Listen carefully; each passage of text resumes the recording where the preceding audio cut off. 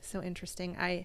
As you were talking, this doesn't really have to do with internalized weight bias, but it kind of does, I think, in the way that, society uses those words. And I remember being in college and there was like some kind of caramel corn that said fat free on it.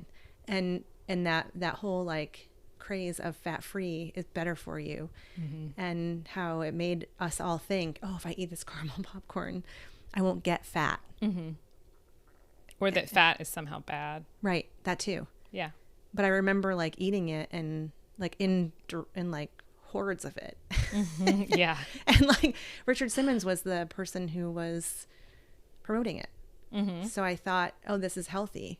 This is like quote unquote healthy. And I think that's another piece I wanted to touch on too, is this like idea that people who have like a body that, again, like looks like it belongs in the Athleta catalog or the Lululemon or and I mean, they're getting better about showing different bodies. But when we look at those bodies, it seems to me like the message here is like, this is a healthy body compared to maybe a body that is not, I don't know, 5'10" and size 2. Not sure what a health psychologist is? I'm going to let her tell you. We look at the biological, psychological, and social aspects of someone when we're working with them. Most of us train in medical settings and are particularly trained in 1 or 2 disease states so that we can fully understand the link between physical and mental health. And my master's is in pediatric school psychology, which looks at how do chronic health and mental health conditions impact child development and learning. And oddly, that's when body positivity, that whole movement comes in, that we should be speaking to ourselves in very kind ways. I love Kristen Neff's work on self-compassion. Yes. We could talk all about that. But Lizzo and Meghan Trainor are 2 singers who originally came out and were full force body positivity. And they've had a lot of songs that are super catchy and I love them.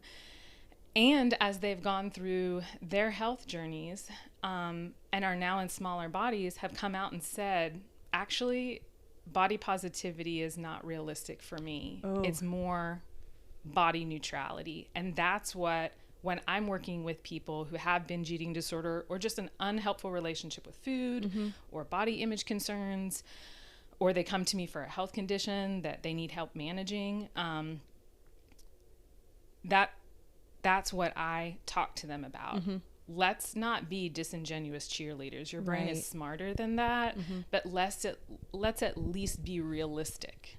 Yeah. About the messages that we give to ourselves. Yeah, because in some ways it's so invalidating to other people when they were like, oh yeah, you were cheering me on, you were doing this thing, like I believed in you and like was like, yes, hell yeah, like we've got like a bigger body and go us. And then it was like, well, actually, we're gonna lose all of the weight and change how we look for whatever reason. It feels a little invalidating to me that they did that. Yeah, I mean, it can make it seem like, oh, hey, wait, so you weren't happy with who you were in a larger body? And I think that's real. I think that we know when we're doing too much and saying too much, and we're not truly going to believe it. Yeah. And I think I appreciate that they had the transparency to come out and say that, to be like, actually, that approach didn't work for me. And so I'm going to clarify that and say, I take a more body neutral approach and it's much more sustainable. Yeah. Because the reality is we're not going to feel good in what we wear every single day. Right. And that doesn't take away from who we are as individuals and what we give to this world and what we deserve. Yeah. You know, what is body neutrality? What does that mean? If we think about neutral, so not positive or negative, it's not really one or the other. To me, it's holding space for both. So you can have a tough day with your acne, but still think your butt looks good. Got it. You're giving yourself permission to say, okay, I don't like the way my face looks today. And I know that I have really pretty eyes. This is so interesting because it is very DBT-ish, right? Holding both opposite things that can be true at the same time, or that there are a lot of other possibilities that could be also true. But I was also thinking about this in terms of my body just is. It doesn't have to be good or bad. Mm-hmm. Right? It just is. Oh, it's that too. You're right. Mm-hmm. Yeah. Yeah. Like it just is. And it doesn't have anything to do with who I am as a person. Right. And that's where the body image work comes in, because a lot of people are very critical about the way they look. And we try to change the perspective to say, what does your body do for you? Mm-hmm. So that we can start really looking at our body through a different lens. Mm-hmm. And I know my body has been able to get me to where I am today, right? Without it, I wouldn't be here, right? You know, so I have been able to care for myself in a way that allows me to do things that I enjoy. So switching it from a vanity perspective to more of a functional perspective is very helpful. And people that have disordered eating patterns or body image issues do a lot of body checking. So every mirror they're in multiple times a day, or anyone that they pass, they're fixated. Yeah. And of course we all want to make sure we don't have spinach in our teeth. It's not uncommon for people to be concerned about the way they present themselves. Yeah. That's not a bad thing, but that we are obsessive about it, and that we don't allow time and space for other things to be in that monologue. Right? Yeah.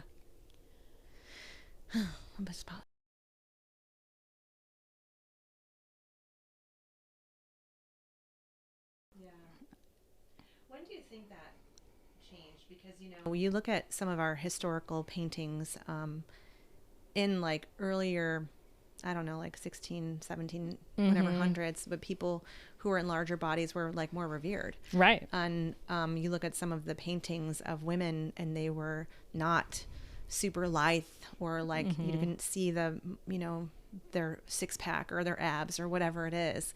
Like when did we see this change?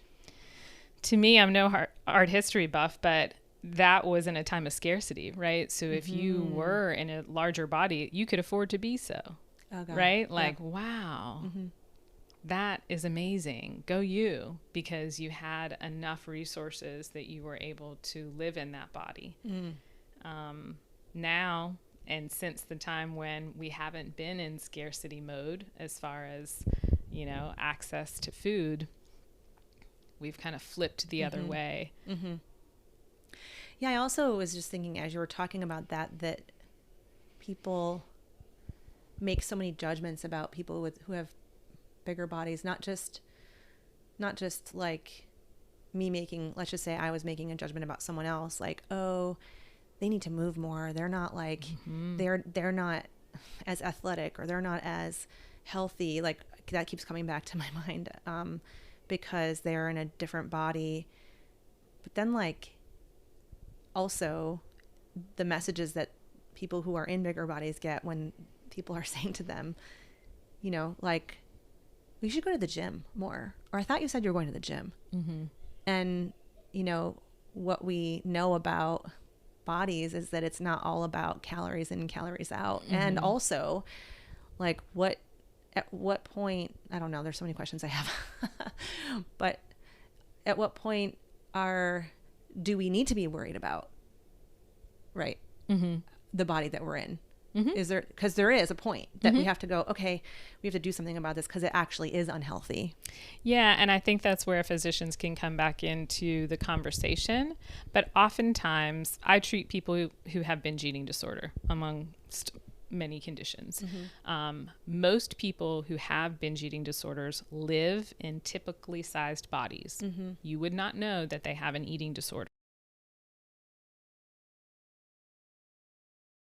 To give parents, teachers, doctors, I mean, whatever, employers, anybody, flight attendants. You know what I love is recently I have seen bigger bodied flight attendants. Mm-hmm. And I think there used to be a weight.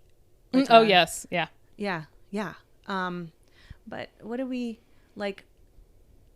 How can we how can we be easier on ourselves, and B, how can we be easier on other people? And how do we change? I know we talked about like don't self-criticize in front of people, in front of your kids or whatever, but like what other ways can we help turn the tables a little bit?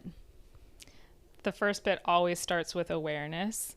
So become aware of how you speak to yourself, and if there's room for improvement. If we can be more neutral rather than critical, because that work will be eye-opening. Anybody who wants to start somewhere, before we start thinking, how can we help others? How can we get to a better baseline for ourselves and being more neutral in the way that we speak to ourselves about the way we look? Yeah. That's definitely, whether it's step one, it's a necessary thing, increasing our own awareness. And then the next step certainly would be looking at our own biases. In what ways do we already judge and even discriminate against others based on their body size? Yeah. That is eye-opening, because already the things that you're doing or not doing can be changed once you recognize that you're doing it. Right. That's the first step in any kind of behavior change, is awareness. Do you speak to someone who's in a larger body? Or are you less likely to engage with them and have small talk conversation? Right? Things like that. Yeah. Very, very small, nuanced things. But so doing the internal work first.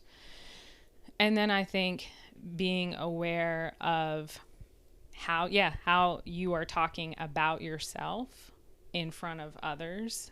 Even if you don't have the younger generation around you, you never know who is paying attention and where they go home to and who they speak to, right? Especially if you're in a position of power or leadership.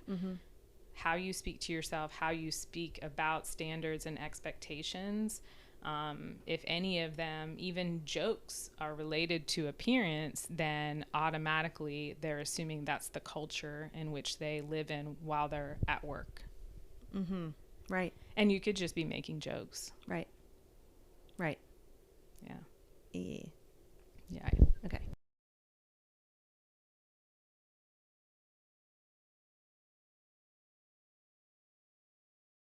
Yeah. Yeah. I mean, I did my dissertation on it was my perception of my parents' perceptions of whatever. So like what I think my parents think. And what we saw was that around, I think it was 9th and 10th grade, the kids' perceptions were very different than what they thought their parents' perceptions were. But then around 11th and 12th grade, it came back to them. So I think like around 9th and 10th grade is like when we start thinking a little bit differently than our parents, and we're like wanting to search for the autonomy and who we are and independence and self-identity and then it yeah, that's what I meant, identity, not independence. And then it comes back to like, oh, now I'm thinking more like my parents again when I'm a junior and senior in high school, which I think is really fascinating. So I don't know why I was saying that. No, I think that is neat. And I think that's where our messaging really, though, does matter. Like, are you critical of the way you look when you're speaking to anyone in your family? Yeah. Right? And whose little ears are hearing that? Right. Oh man. Yeah, I know. Like getting dressed and like being around even if you don't have kids, but like being around your nieces and nephews, or being around other children and saying like, ugh, I feel so fat in this today, or whatever. It's like, or I'm gaining some weight. That's not good, or whatever it is you're saying about yourself. I don't look good in this. Yeah. Yeah. Yeah. I'm too big, or I can't wear that. And that's what really, your perception of yourself changes certainly your opportunities, right? But also you're filtering your life based on your perception of yourself. And if that is a negative one, or based on the number on the scale, you're never going to win, right? You're never going to feel good about yourself, and your self-worth is always going to be last. It's chasing the horizon. Like I said in the first podcast, it'll never be, it's like chasing perfect. Yeah. Yeah. It's really hard. If that's a moving target or an unrealistic target, then you're never going to feel good about who you are as a person. And that changes any decision you make for yourself. Who should I be with in life? What job should I take? I can't do that career. I'm not that smart. Yeah. Right? It's about any physical trait.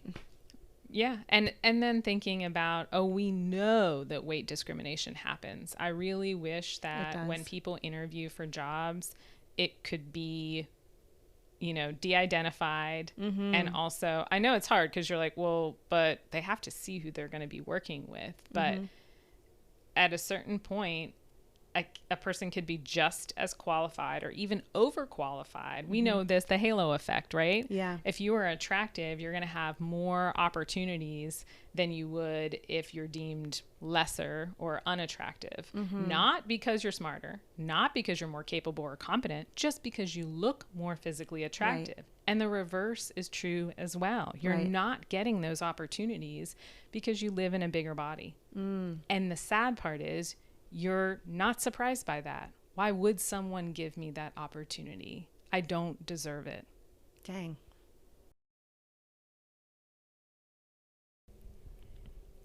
There's often grief in body image work. I think grief for the time lost to self, criticism, or the identity built around fixing. How do you help clients or yourself move through that? I talked about increasing your awareness, and there can be a lot of grief in that, to be like, oh gosh, I cannot believe I was so unkind to myself for so long, or I can't believe that I was doing things that I swore I would never do, that my parents did to me, and I can't believe I'm speaking about myself or others' bodies in ways that I swore I would never do. There is grief and shame around that. And I also think how we fix ourselves, this whole notion of self-improvement and self-help, it's great to have goals. It's great to, change and grow. And if we're trying to do that, let's make sure we use the appropriate metrics. So if we want to get healthier, do we want to be stronger, right? Do we want to feel like we are less likely to fall, right? Can we be functional in our goals rather than make it based on the scale? Because it's not a very important metric when we think about, is our actual goal to become healthier or is it to lose weight? Right. Because those are two very different things. Right. And you can get to them in very different ways. So if we're very clear about what changes we're trying to work on and why, then we can start to come around to that work of, how do I treat myself? How can I treat myself better if my end goal is to feel more content and healthier in my body? Yeah.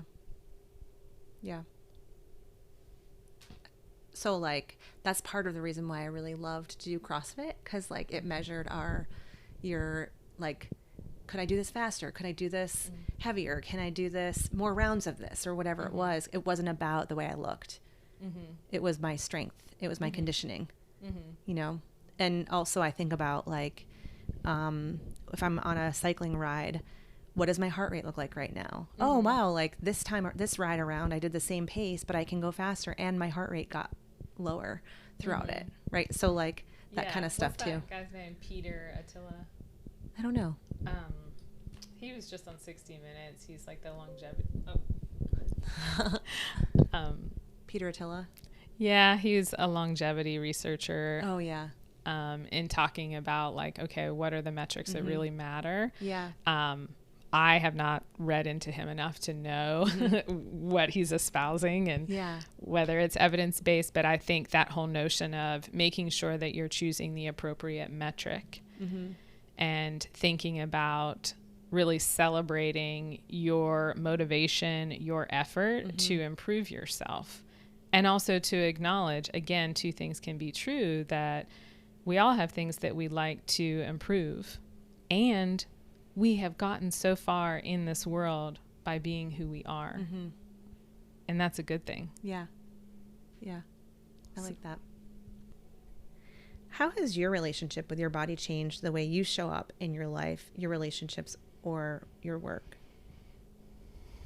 I think it's evolved over time, and thankfully in a more positive light, but it's certainly been a roller coaster. I remember being one of those early bloomers and feeling very ashamed and very damned if you do, damned if you don't. The girls didn't like me because the boys were giving me attention, but I did not want that attention. Mm-hmm. And so wearing sweatshirts in the dead of summer, mm-hmm. and kind of being made to feel badly about the shape of my body, especially as it was developing, which I had no control over. Mm-hmm.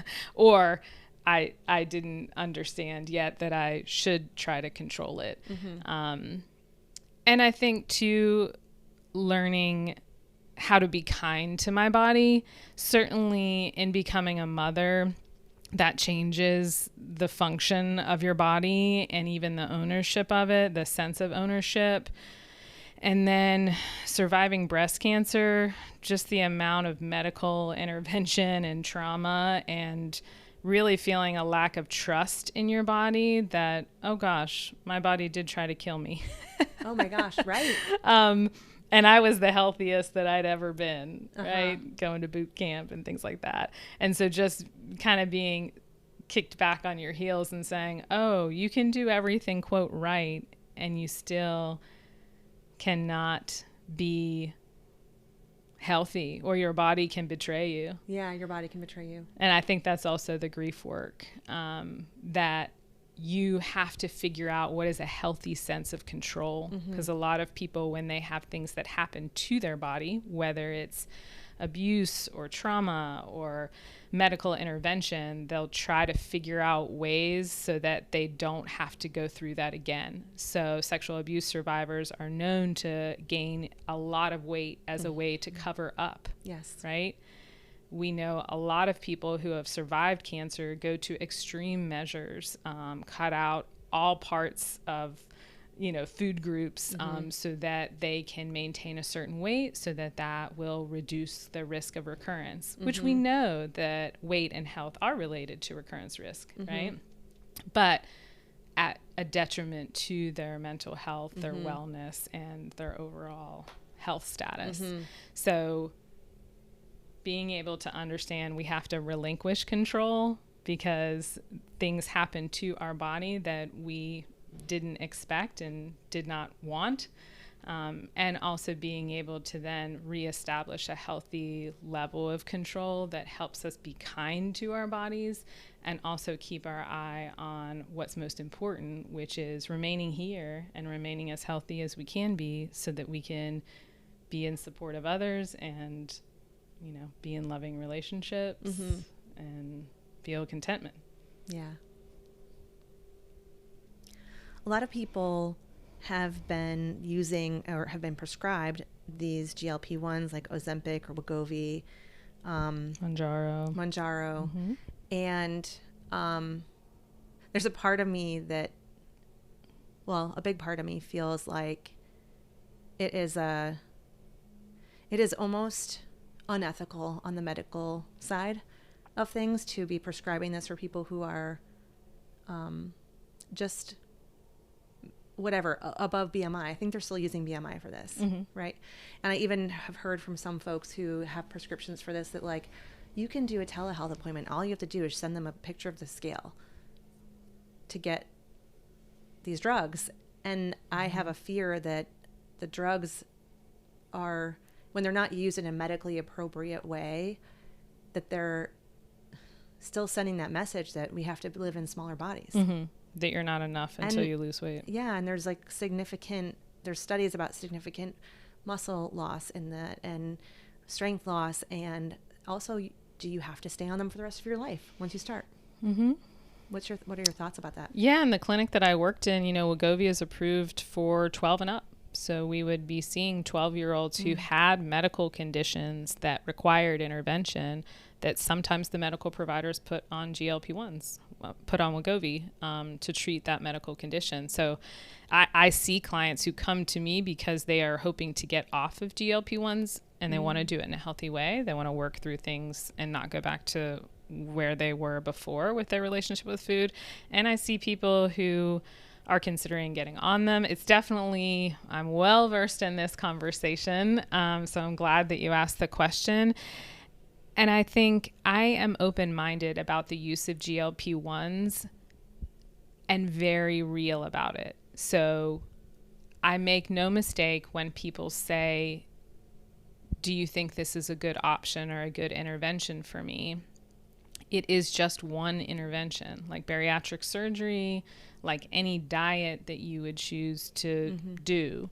So if you're doing it in isolation and that's all you're doing, as soon as you stop doing it, you're going to not only just go back to baseline, you will then have a worse health status, right? Whether that's seen in the scale, you'll regain more weight, or your A1C will go up more than it ever had been before.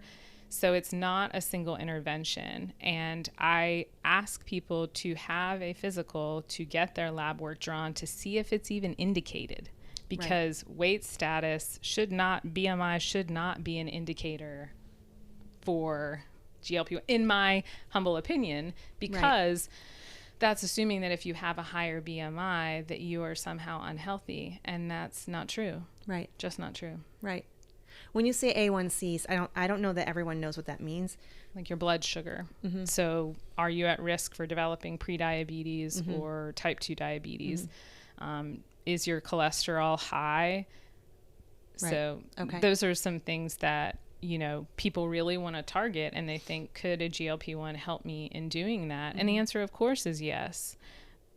Are there other things that, in addition to using a GLP-1 in a very safe way that is monitored by a medical professional, can also help maintain that?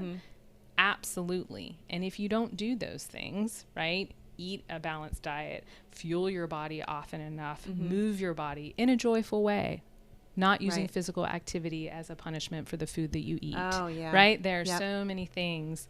And speaking kindly to yourself about the way you look and your body shape, of course.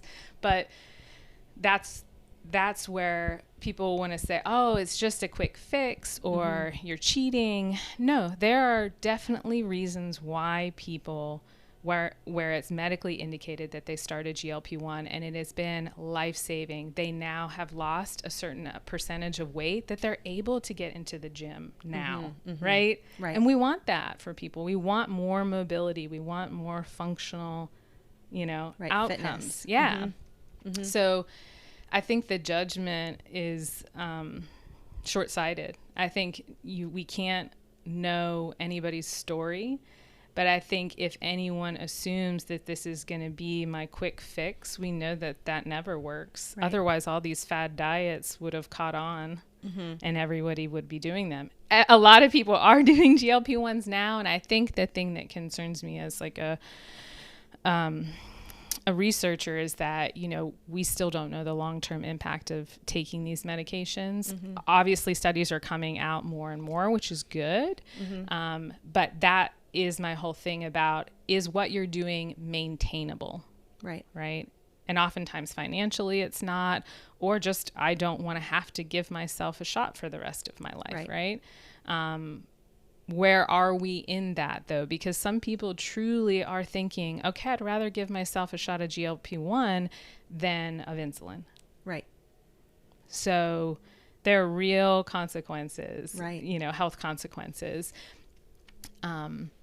And I think that people in helping professions and allied medical professionals, if we come from a place of judgment, then we're not even going to be able to support this person in the conversation that they want to have. And truly what they're trying to ask and figure out is, how can I get healthier? Right? If they're asking, how can I lose weight? Then certainly there are other ways that you can lose weight, and they know of those too. And I think very conscientious and thorough medical professionals are reading between the lines and seeing, oh, if their labs look fine, then why is this a conversation that we're having? Right. But we do live in this society where beauty, is the utmost standard. For bikini season is exhausting to me, because then it gives the actual drug a bad name for what it should be used for. And so I'm probably not the best person to ask, because I don't see those people. I don't generally work with those people, but I know that that's out there.